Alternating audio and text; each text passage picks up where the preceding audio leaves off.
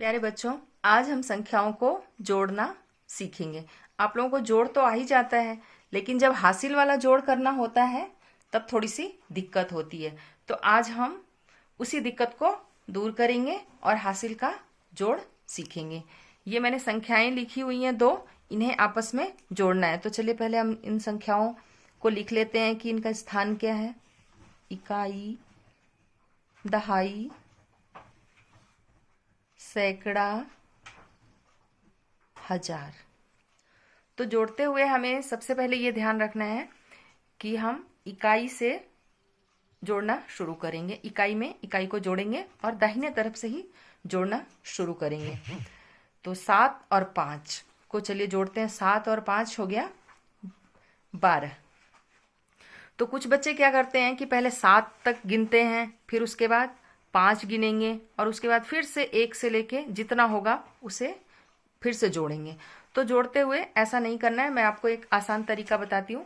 सबसे पहले हमें देखना है कि इन दोनों अंकों में से कौन सा अंक छोटा है। तो जो अंक छोटा है उतनी उंगली निकाल लेनी है और जो बड़ा है उसके बाद से गिनना शुरू करना है। तो यहाँ पे हम देखते हैं कि छोटा अंक है 5 और यहाँ पे 7। 5 है तो हम क्या करेंगे कि 5 उंगली निकाल देंगे और 7 है नीचे, तो 7 के बाद से गिनना शुरू कर देंगे।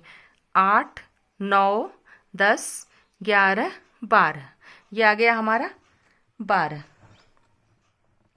अब देखिए 12 में 2 अंक है, इकाई भी है और दहाई भी है। हमने इकाई और इकाई को जोड़ा है, तो यहाँ पर हमें इकाई को ही लिखना है, हम दहाई को नहीं लिखेंगे, क्योंकि ये जो 1 है ये दहाई के स्थान का है। तो ये 1 जो है वो इधर जाएगा और 2 इकाई के स्थान पर लिखा जाएगा। 2 को हम यहाँ लिख देंगे और इस 1 को हम भेज देंगे इस दहाई के पास और ये इनके दहाइयों के साथ जुड़ेगा।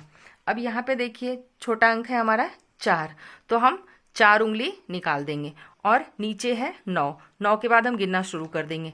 10, 11, 12, 13